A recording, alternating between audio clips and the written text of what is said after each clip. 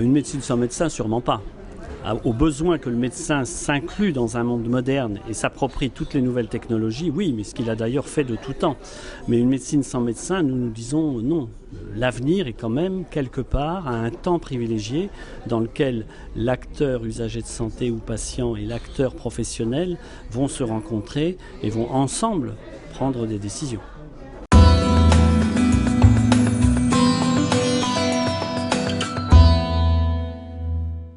En tout cas, celle du numerus clausus n'est pas en soi une solution.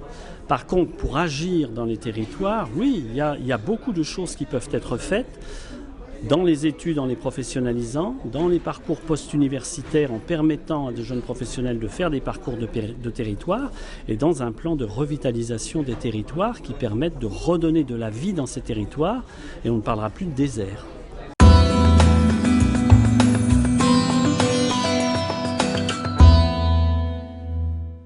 Vous savez, moi je ne dirais pas pourquoi les syndicats libéraux ont refusé de participer, c'est leur décision, elle leur est propre, mais je pense qu'effectivement une grande conférence de santé sans que les syndicats de médecins libéraux ne soient présents est un handicap.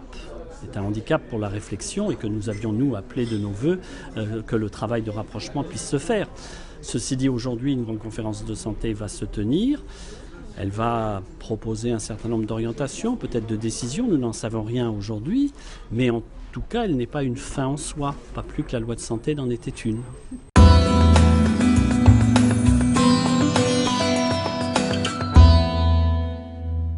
Écoutez, nous travaillons avec les structures représentatives des jeunes professionnels depuis maintenant plus d'une dizaine d'années dans une structure propre qui les reçoit et confronte leurs opinions avec celles du Conseil national. Et puis j'ai des contacts spécifiques avec l'ensemble des présidents de ces structures. Donc nous travaillons de concert, nous débattons, nous confrontons, nous disputons nos avis, mais c'est un travail effectif.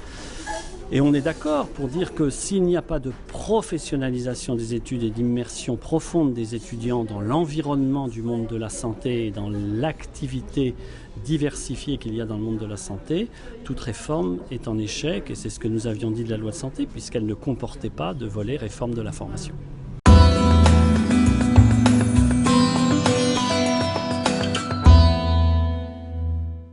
Je crois surtout qu'il y a une évolution générationnelle. C'est-à-dire qu'effectivement, le mode d'organisation de notre métier, de nos métiers d'il y a une trentaine d'années n'est pas superposable au mode d'organisation du métier d'aujourd'hui et de demain. Nous avons les mêmes convictions, jeunes et plus anciens, c'est que nous voulons faire du temps médical, nous voulons faire de la médecine, mais l'environnement dans lequel nous allons le faire est un environnement qui évolue et qui demande donc des mutations profondes des activités.